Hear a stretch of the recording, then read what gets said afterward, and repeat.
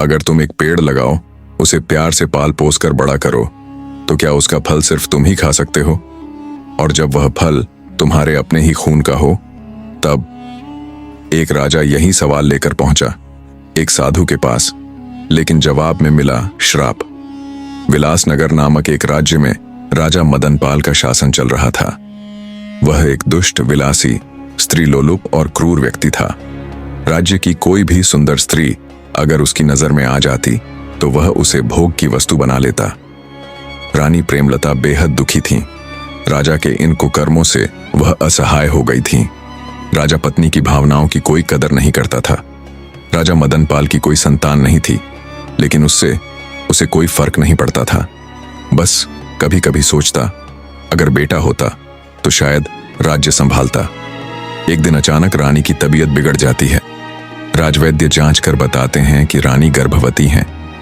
9 महीने बाद एक अत्यंत सुंदर कन्या जन्म लेती है, जिसका नाम रखा जाता है तारावती। कन्या होने से राजा क्रोधित हो जाता है। वह रानी प्रेमलता को धमकी देता है, इस लड़की को कभी अपनी आंखों के सामने मत लाना, वरना वह रानी और बेटी दोनों को मार डालेगा। रानी मजबूर होकर बेटी को छुपाकर पालती है। समय बीतता है। राजकुमारी 10 साल की हो जाती है।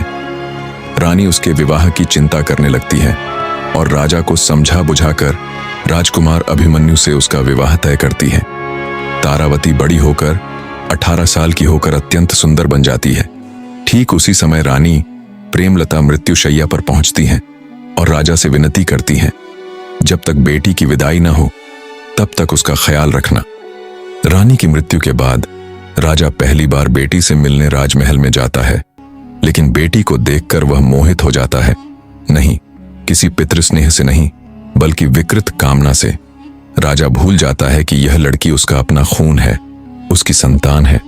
वह बुरी सोच में डूब जाता है, अपनी अंतरात्मा खो देता है। इसके बाद मानसिक द्वंद्व में वह एक साधु के पास जाता है और पूछता है, अगर कोई एक आम का पेड़ लगाए, उसे प्यार से पाल पोस कर बड़ा करे, तो क्या उसका फल वह खुद नहीं खा सकता? साधु राजा की आंखों में विकृति पहचान लेते हैं। वह क्रोधित होकर कहते हैं, तुम अपनी ही बेटी को भोगना चाहते हो। तुम राजा नहीं, राक्षस हो। आज से तुम्हारा राज्य विनाश की ओर बढ़ेगा और तुम मरोगे अकेले, अपमानित होकर। उसी श्राप से शुरू होता है राजा मदनपाल का पतन।